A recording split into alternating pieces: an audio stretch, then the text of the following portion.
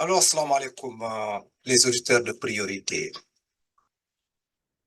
Bon dimanche. ma dellu soit encore fii aujourd'hui pour ñëw joxe sama appréciation par rapport à ce qui est en train de se passer au niveau du Sénégal qui échiquier politique bi. J'ai peur, j'ai honte et je ne comprends pas. J'ai peur, j'ai honte, je ne comprends pas.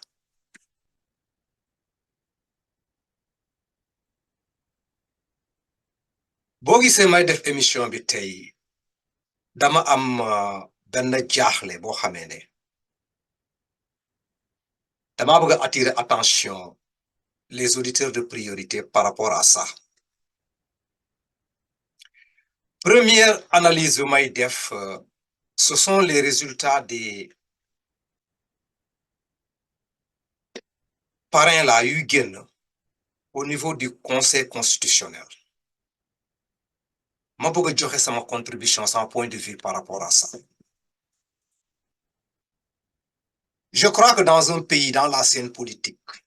ku ci nekk xam na boo xoolee politique bi nu muy demee, la représentativité, les politiciens yoo xamee ne xam nañu leen dans la scène politique, dans l'échiquier politique, tous ces gens yoo xamee ne sénégalais dañ leen bàyyi xel, des gens yoo xamee ne au moins on peut dire qu'ils sont présidentiables. Sénégalais bu ci nekk xam nañu au niveau du Sénégal ñan la.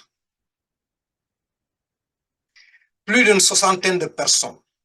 ont déposé leur candidature au niveau du conseil constitutionnel.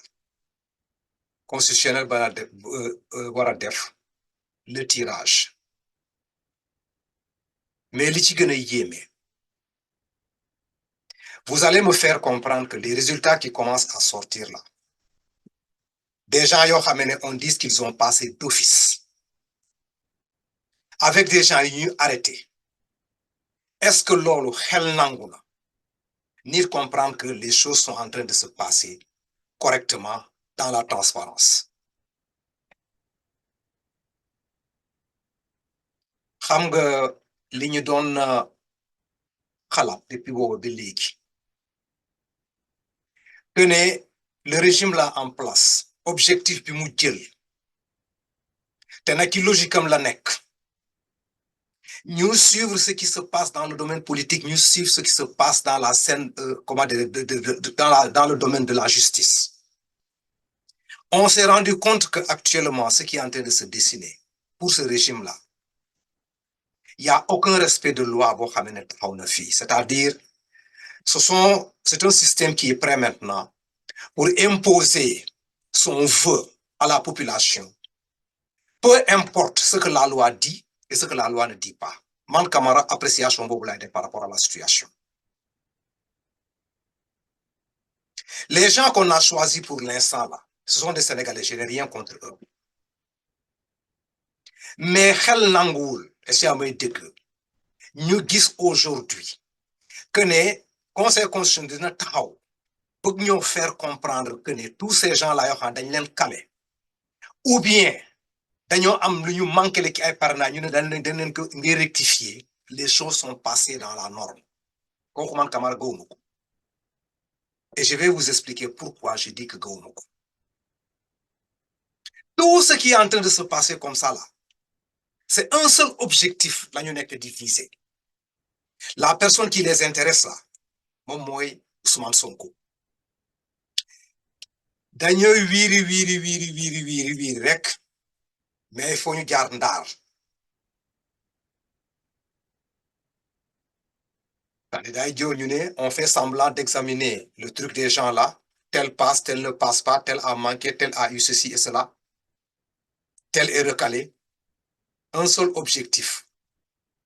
comment éliminer Ousmane Sonko dans cette course présidentielle là. Moom mooy l'objectif premier. Le deuxième objectif, ce qu'ils recherchent, comme ils ont su que Ousmane Sonko, s'il n'est pas candidat, le projet est toujours là, quelle est la personne qui va porter le projet de Pastef? Il faut essayer d'éliminer cette personne-là aussi.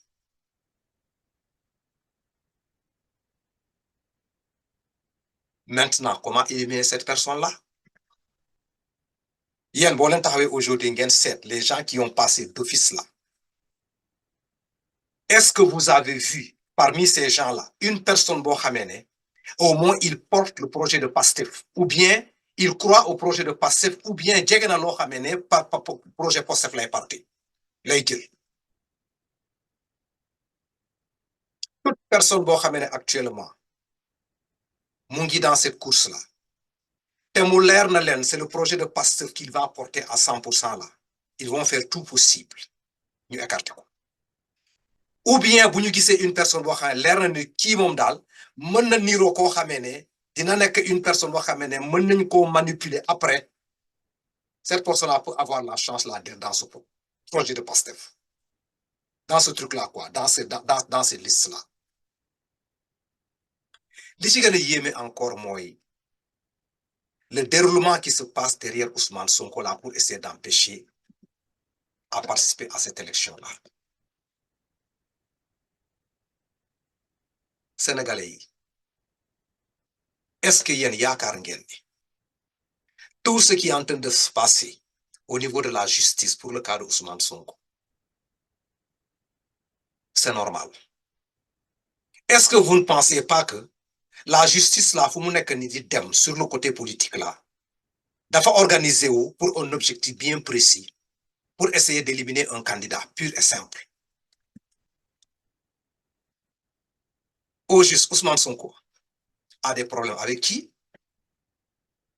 Ousmane Sonko a des problèmes politiques avec le pouvoir ou bien Ousmane Sonko a des problèmes avec des gens ou bien une entité qu'on ne comprend pas. Parce qu'au début, on pouvait dire que bon, c'est une compétition entre Macky Sall et Ousmane Sonko, dans la dualité moo fi nekk.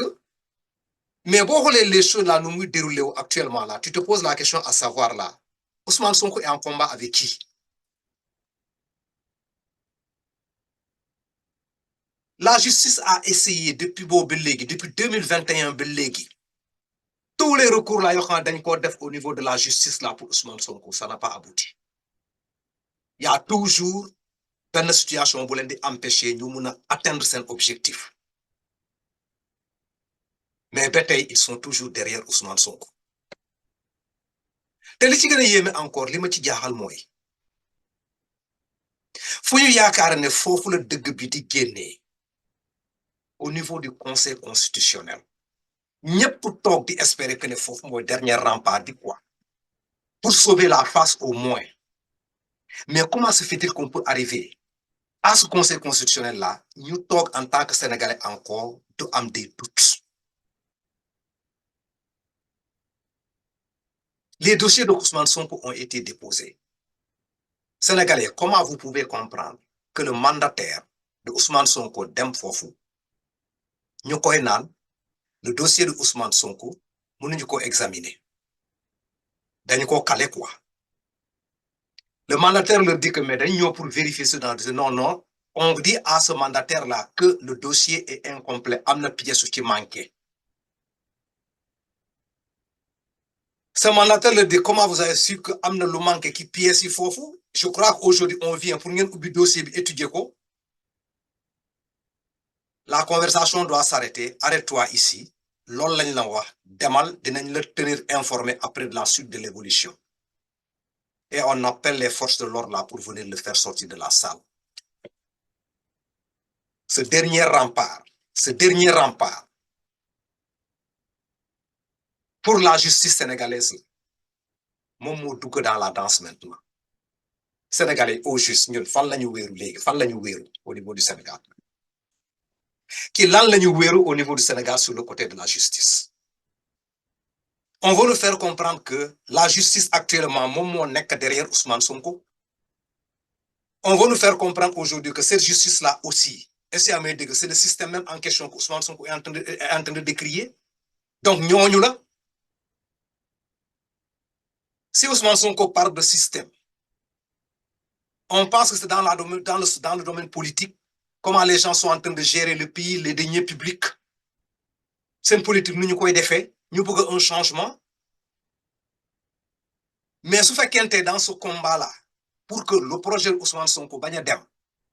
C'est la justice maintenant qui va bander les muscles là pour essayer d'exécuter les commandes là. Mais on se dit au juste là, est-ce que cette justice-là fait partie de ce système-là? Jusqu'à présent, ils sont en train de chercher comment éliminer le candidat Ousmane Sonko et jusqu'à présent, ils n'ont pas réussi. Avocat yi dañu def seen conférence de presse mu am benn avocat bu def benn intervention ma bëgg ngeen déglu intervention boobu parce que am na quelque chose de très sensé bi mu wax ci kii intervention boobu dafa jéem a expliquer pourquoi ils sont derrière Ousmane Sonko te li mu ci expliquer man am na sens ci man dama leen bàyyi ngeen explique ngeen ñu dégluwaale ensemble ce que c'est. loolu dafay wane ni Ousmane Sonko pexe bu nekk depuis quelques années pexe bu nekk ndëgg sërëx bu nekk def nañ ko pour mu bañ a bokk ci élection yi nag yàllaa ko ci boole parce que bu doon seeni pexe rek booba ba léegi kenn waxatul affaire Ousmane Sonko kenn waxatul candidature Ousmane Sonko kenn waxul éligibilité mais yàlla def na muy dossier Adji Sarr muy dossier Mame Mbaye Niang bi ak beneen dossier bu ñu doon pexe yépp vol de portable lañ ko jàppee dañ ko séquestré 55 jours après ñu ne vol de portable te pendant ces 55 jours là yi mu nekk këram police def na benn PV en date du 7 juillet benn procès verbal ni ñoom ñëw nañu kër Ousmane Sonko pour signifier ko te loolu ñu ngi ko wax devant le tribunal d'instance de Dakar bi muy attewaat après cassation ñu ne ñoom police dem nañu kër Ousmane Sonko le 7 juillet def fa benn panneau d'affichage ci buntu këram Ousmane mi ngi ci biir de ñu ngi ko séquestré ci biir pendant les 55 jours ñu ngi ko séquestré. Ils ont fabriqué des faux ñëw dugal ko ci kii mais yàlla def lépp feeñ parce que ñoom yàlla leen di feeñal yàlla moo lu ñu def rek pexe bu ñu def lu ñu lal rek yàlla feeñal ko te bu koy feeñal daf leen di weeraale boole ci donc il faut arrêter te kii lenn rek moo tax ñu bañ mu bokk man dama ni takk ndeeram sax dañ ko ragal man gëm naa ni bu ñuy gént guddi dañuy def cauchemar di gis Ousmane Sonko mais nañ gëm yàlla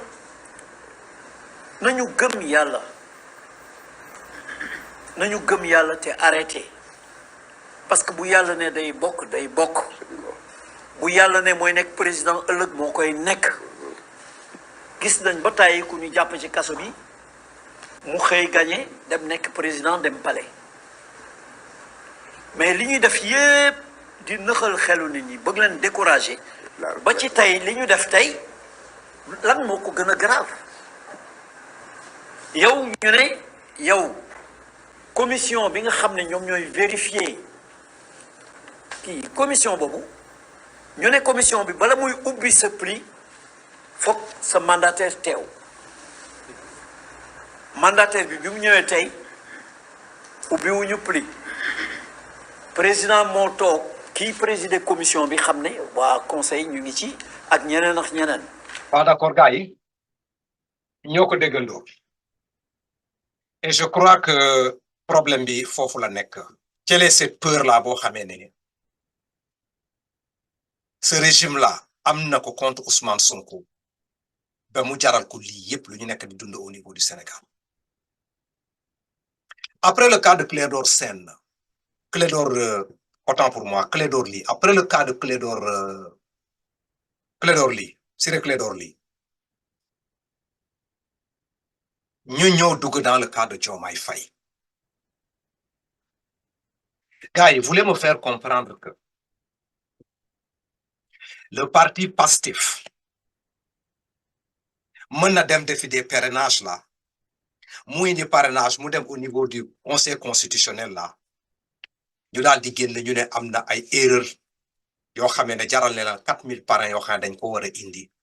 dans les meilleurs délais est-ce que loolu xel mën na koo nangu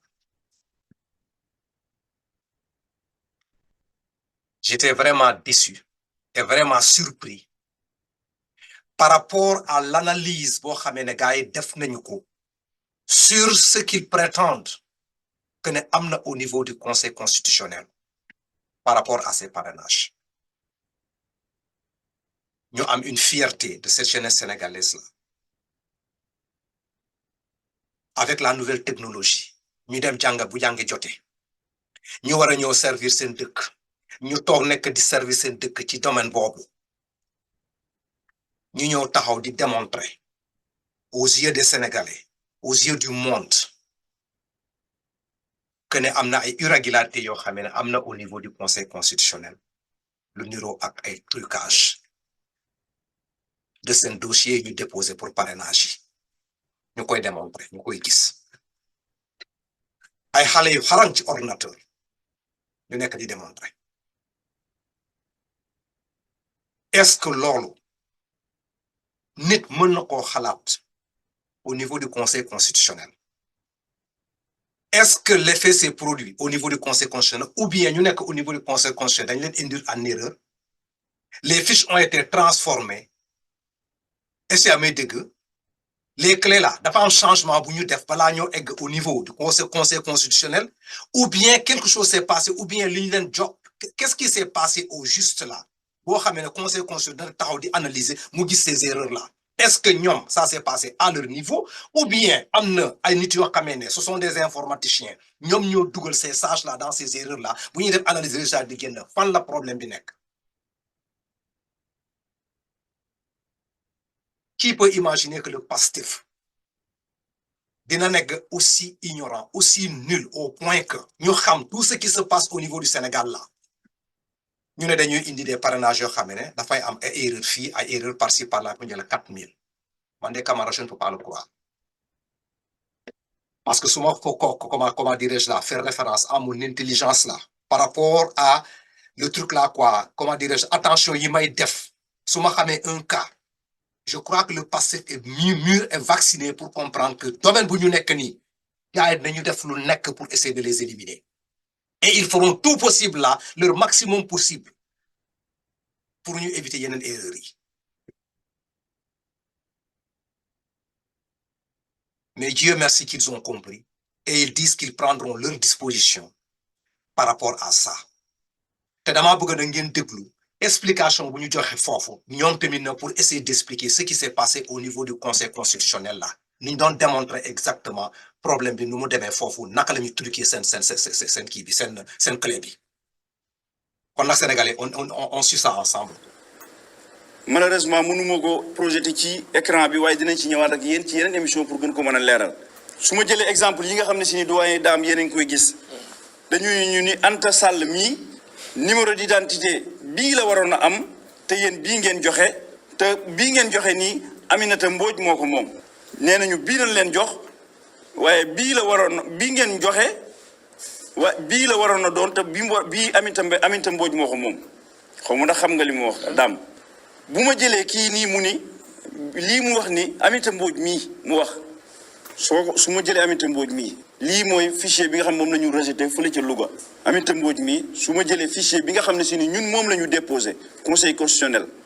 bii Louga baa ngi nii su ma ko xoolee ma ñëwaat rek def benn exemple dong laay wane ndax temps amul xoolal daam Aminata Mbodj mi mu ñu nii Aminata Mbodj mi ngi nii fichier bi man moom la ñu dugal ak suñuy équipe ak coalition bi Aminata Mbodj mi mu ñu wax xam nañ ko ñun moom la ñu dugal Aminata Mbodj lañ bindoon ñoom ñu ni ñu numéro bi ngeen dugal Anta Sall moo ci nekk maanaam fii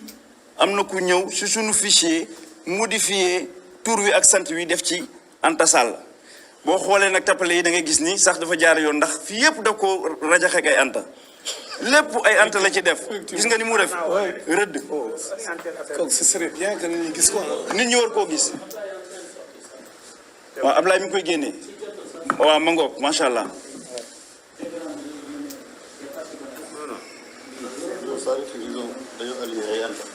ma ngi nii nañ ko jël dañoo tiire Anta def ci ay Anta yu bare bare ni ñu ki ngeen joxe yéen Anta nangam ngeen wax xoolal bu ma jëlee beneen exemple Anta Mbaye mi mu wax nii daat ni ma numéro am Anta Mbaye la ma wax ni ma Anta Mbaye numéro bii nga joxe te numéro bii la waroon a doon ah daal di numéro boobu nag bu ñu fa demee Aminata Diop la xoolal ma jël numéro bi ma wax ni ma moom la waroon a doon numéro bi ma wax moom la waroon a doon su ma demee ca fiche Louga ba xoolal fan laa nekk xoolal ligne bi ma nekk El Hadj Malick Aminata Diop ma xam ko bu baax. mu normal am pièce d'identité Aminata Diop mu ni man ba may bind ak suñuy équipe ba ñuy bind Aminata Diop bind nañu li ñu war a bind lépp date d'expiration ba yépp waaye dañoo ñëw bind Anta Sall Aminata Diop ba Anta Sall noonu la demee ci li nga xam ne si ni mooy numéro d'identité non connu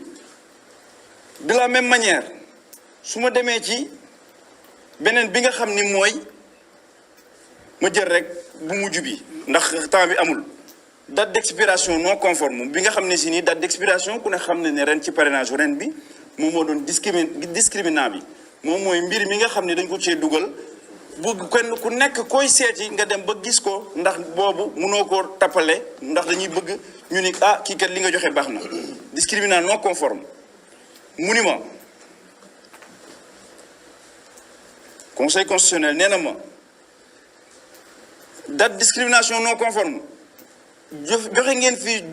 5787 maanaam li ñu 12000 yi ma waxoon sànq mooy juróomi junni yi daanaka juróom-benni junni yoo xam ne nee nañ date d'expiration bi ñu dugal baaxul juróom-benni junni ci ay carte yoo xam ne ñun nee nañ dañoo dem ba koy saisir bind tur wi bind date de naissance bi bind lépp ba mu baax nee na ñu ñëw ba ci date d'expiration carte bi ñu daan fay def leneen ma jox la ma wan la exemple bu mel noonu daam ndax daam bëgg naa lii nga yanu ko leeral ko ci rajo yëpp ba ñu Sénégal yëpp de gis ko. retet waaw aha xoolal su ma ñëwee ci discriminant non conforme daam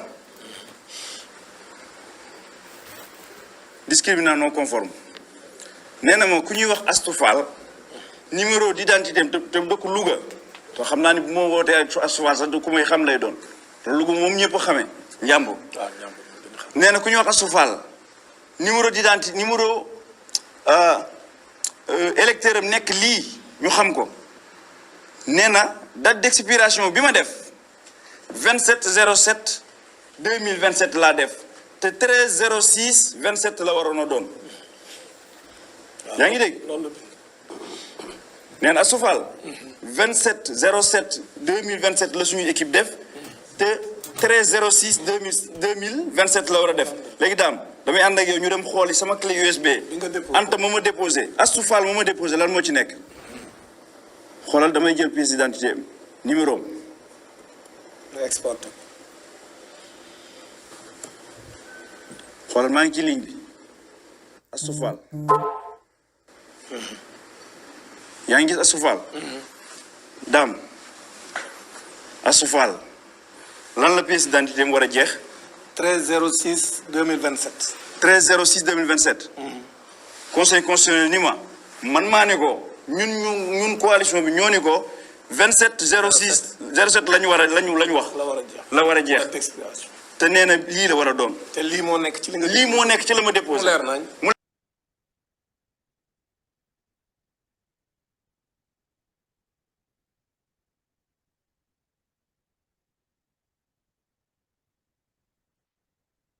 D'accord, Gaï. Nous avons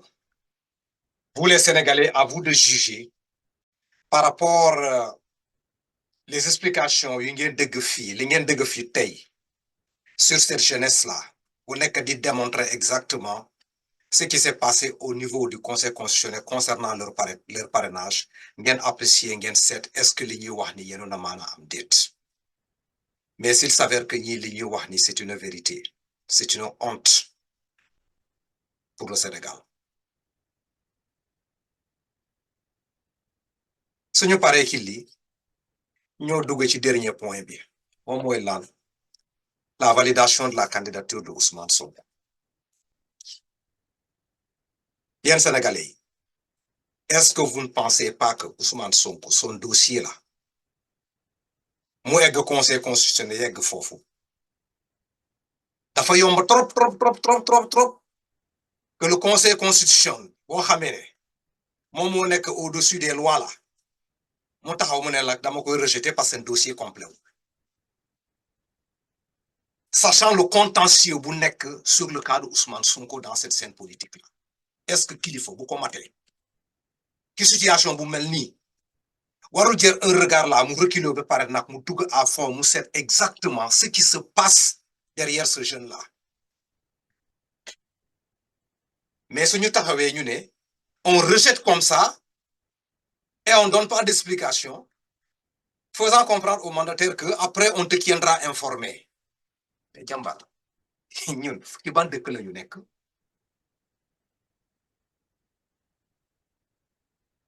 jusqu'à présent quand on va dans la liste des résultats là les gens qui ont passé yu ñoo xam ne am nañu seen parrainage baax na nga seet ñoo xam ne dañ leen recalé am na ñoo xam ne dañ leen demandé ñu dem ñu chercher un complément jusqu'à présent on voit pas dans cette liste là on a mis Ousmane Sonko s'il est exclu ou pas mais ban jeu la gars yi nekk di jouer le mandataire évolue devant vous ubbi leen dossier bi ngeen lekk Ousmane Sonko dañ ko rejeté parce que lii la clairement sénégalais xam ko vous voulez nous faire comprendre que c'est difficile à votre niveau parce que tout simplement li ngeen yor xam ngeen ne fii na on peut absolument rien faire par rapport à ça si ce n'est que admettre le dossier de Ousmane Sonko et lui donner le truc là mu dem yoonam léegi nag il faut retarder les échéances là pour seet exactement ban système la ñu war a jaar pour essayer de trouver une justification xa sénégalais mën nañ koo jël peut-être loolu la si réellement le cas d'Ousmane Sonko était aussi simple que ça ben taxaw ñu ne kon on rejette et on s'arrête là pourquoi on l'a pas inscrit dans la liste des personnes rejetées et pourquoi on va dire au mandataire d'Ousmane Sonko que ne on reviendra à vous pourquoi c'est à ce moment que vous devrez comprendre que le dossier que vous avez en main là c'est un dossier contentieux donc le sérieux doit être prêté pour ngeen seet exactement lan moo nekk ci biir ngir yàlla quand on dit sage am na lu muy représenter ci kaw loolu ñu daal di xool âge bi tamit nag boo xamee ne foofu ngeen toll ñu jox leen seen responsabilité un enfant peut être un sage moo xam lépp une personne qui a voyagé peut être un sage nit koo xam ne dafa tukki lu bëri sagesse mën na ko dabe nit koo xam ne dafa dund lu yàgg sagesse mën na ko ci fekk mais buñ la tànnee yow sa dund bi dangaa dem ba bi jaaw ñu daal la tànn ñu ne la yow yaay le sage là am na lu muy wundu ça représente quelque chose et je crois que foofu tamit nag au niveau du Sénégal là qui conseil constitutionnel bi s'il y a à faire des réformes là dans la justice là danañu xool les sages là comment on doit les choisir pour ñu teg leen foofu et bés bi si jotee man dinaa joxe sama appréciation par rapport à ça pour les dirigeants là quoi su fekkente nag sama contribution dana am importance ñu jëm ko appliquer bu ñu la nee kilifa c'est la personne qui est désintéressée de tout ce qui est matériel autour de ce monde bas kilifa foo ko fekk un sage foo ko fekk ku dal la n'est pas impressionné par quoi que ce soit n'est pas dicté par quoi que ce soit logique de vérité boo xamee ne moom expérience da ko ñor ci àdduna boo ko demandé une question moom la lay tegal mu avancé xoolul ma Semba xoolul ma Demba il restera toujours sa constance ci constance tam lay nekk c'est ça la sagesse mais si maintenant on peut être sage un dossier vient avec tout ce qui s'est passé dans la scène politique là et juridique là dernier rempart boo xam moom moo fi des léegi mu nekk di hésiter par rapport à ce dossier là moi je dis que au juste là qu'est-ce qui ne va pas au Sénégal le dossier de Ousmane Sonko là pour qui veut l'entendre danaa fi teg tout de suite là l'intervention de Dame Mbodj là explication bu mu joxe par rapport à la jurisprudence là bu mu sa am au niveau du conseil constitutionnel là sur un cas qui ressemble similaire avec le cas de Ousmane Sonko le dossier de Ousmane Sonko est incomplet. On dit que le dossier est complet. Ouvrez et regardez. Après, bon, qui c'est notre propre jurisprudence. Est-ce que réellement vous avez la possibilité d'empêcher à ce jeune-là un candidat? Maintenant, il pense que c'est facile, quoi. Alors, quand on dit ça y est, parce que toujours dans la tête des Sénégalaises, le dernier recours revient au compte. Tout le monde doit se plier, nous appliquer quoi à la lettre, quoi. Et ouais, nous avons des sages qui prennent des décisions, vraiment, décisions, ça va avec le peuple, quoi.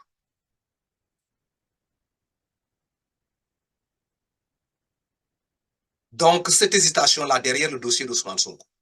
vous savez ce qui s'y trouve. Donc, allons-y écouter comment Dambodj a expliqué le pourquoi ils ne peuvent pas essayer de dire que dans le dossier d'Ousmane Sonko, il faut virgule pour dire que amna lo xamé dafa manqué. Allons-y écouter Dambodj. jaarul yoon parce que dugguñ ci biir dossier Ousmane Sonko pour xool ni li ñuy wax ne ay pièces yu ko manqué la lay tax mu waroon ko am administration bu Sénégal lënkaloo ak régime bi fi nekk ñoom ñoo ko xañ te andi na les preuves donc de la diligence utile bi tax moom bi mu demee moom ak mandataire am ak parfois même avocat bi dañ ko bañal kon conseil constitutionnel warut def une appréciation aussi simpliste de l'affaire daal ni non xool nañ pièces yi am na benn pièce bu manqué wala am na ñaari pièces yu manqué daal taxaw daal di rejeter affaire bi teguñu ko fenn lii dëgg mooy Ousmane Sonko est candidat conseil constitutionnel na teg mbir mi ci yoon Ousmane Sonko mënuñu apprécier dossier comme nañu apprécier ñeneen ñi parce que moom rek cote moo ci nekk ci candidat yi koo xam ne moom dossier dafa am contentieux te contentieux boobu dafa am loo xam ne moom justice su Sénégal moo ko ci jox dëgg administration bu Sénégal défier la justice sur instruction du président de la République et de son ministre de l'Intérieur lii mooy dëgg kon nag li ñu doon xaar ci conseil constitutionnel mooy mu appliquer la jurisprudence bi mos a am en 1998 il y a une jurisprudence bu ma yore nii muy la jurisprudence Insa Sankaré lan la woon mooy conseil constitutionnel vous l'avez vu le document est là qu'on peut partager Insa Sankaré dañ doon dem élection le 3 avril 1998 mu dem di déposer caution booba du woon CDC comme tey booba trésorier général moom moo doon jël xaalis bi caution bi booba ci élection député tolloon ci 3 millions bi mu demee di ko déposer après 18 heures mu ñëw fekk ni trésor tëj na ay buntam alors que la loi disait minuit la ñu war a tëj léegi mu dem wuti huissier ni ko kaay constaté ko ñoom tëj nañ mu dem ministère de l'Intérieur leen dem naa pour verser waaye tëj nañ ñun ko ñun suñu yoon nekku ci ndaxte xaalis bi trésor a ko war a jël mu bàyyi ba ca altine ja juróom-benni fan le 6 avril 1998 mu dem trésor versé 3 millions daal di jël quittance ban ko jox le numéro de la quittance est là bi mu versé xaalis bi ñu jox ko le numéro de la quittance numéro de quittance bi mi ngi nekkoon numéro 88 98 36 buy wane ni versé na xaalis bi muy caution bi les 3 millions au niveau des caisses du trésor mu jël numéro quittance bii la jël ak reçu ban ko jox numéro quittance boobu ñu ko jox moom la jël boole ak PV de constat bi huissier bi defoon wax ne ñëw na avant ñuy tëj délai yi nga xam ne moom lañ fixé woon pour tëj dépôt de cautionnement bi bi mu defee loolu yóbbu ko conseil constitutionnel dans sa séance du 15 avril 1998 le 15 avril 1998 le conseil constitutionnel réunir daal di jël pièces yi mu déposé naam déposé wu ko dans les délais mais dafa wax moom conseil constitutionnel ci décision bi nga xam si moom la rendre moom le conseil constitutionnel on était le 15 avril 1998 mu ni constatant que moom li nga xam ni moom am na ko retard ci versement bi la ko waral jógewul ci moom c'est une défaillance c'est ça que dit le conseil constitutionnel considérant que c'est une défaillance de l'administration pour laquelle son parti ne doit pas être pénalisé d'autant que l'exigence de l'attestation du dépôt de cautionnement délivré par le trésorier général et la sanction de l'irrecevabilité résulte d'une modification toute récente du code électoral et le conseil constitutionnel déclare la liste du Rassemblement pour le progrès, la justice et le socialisme, la liste est recevable. mu ni kon nag dafa seetlu ni lii nga xam ni moom lañ teg mandataire liste bii en 1998 mu ne naam versé wu ko ci délai yi délai ba mu koy versé délai ba jàll na parce que ajjuma la woon ñetti fan ci weeru avril ca minuit trésor tëj avant minuit dem ñoom agent yi trésorier dem ñibbi moom mu ñu war a versé ñu bañal ko mu dem daa dem versé ci altine juróom benn fan ba mu ko defee yóbbu ay këyitam wone loolu la ñuy wax les diligences utiles woneel am les preuves que moom li mu versé mënu ko woon a versé ajjuma waaye altine la ko mënoon versé waa léegi lan nag conseil constitutionnel bii defoon loolu tey Ousmane Sonko pour les mêmes raisons mu dem pour jëlee ay fiches de parrainage am ñu xañ ko parce que ca ba ñuy waajal parrainage bi dañoo wut ay numéro parce que lañ ca doon wut mooy Ousmane Sonko lañ bëggoon bloqué lépp dañ koo waajal pour que bu amul numéro mu defaree fiche boppam bu nuroog fiche yëpp parce que fiche Ousmane Sonko moom fiche yëpp a nuroo lenn rek la amul mooy numéro parce que ñoo ko bañ a jox léegi bi loolu amee kon conseil constitutionnel amoon na toutes les preuves pour étudier le dossier de Ousmane Sonko te gëm nañ ñun ne conseil constitutionnel loolu lay def parce que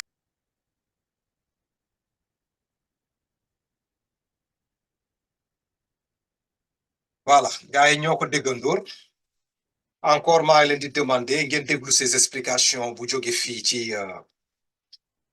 l'analyse de Dame Mbodj après ngeen jéem a seet exactement conseil constitutionnel fu mu toll nii est-ce que am na la possibilité et est-ce que am na le droit de dire quelque chose de contraire par rapport à sa propre jurisprudence kon nag gars yi sénégalais foofu la ñu toll ak yéen par rapport à ce qui se passe dans la scène politique au niveau du Sénégal nañu bàyyi candidats yi yoo xamee ne ce sont de potentiels candidats ñu daal di participer aux élections yi sénégalais yi tànn ki leen di jiite moo gën pour le Sénégal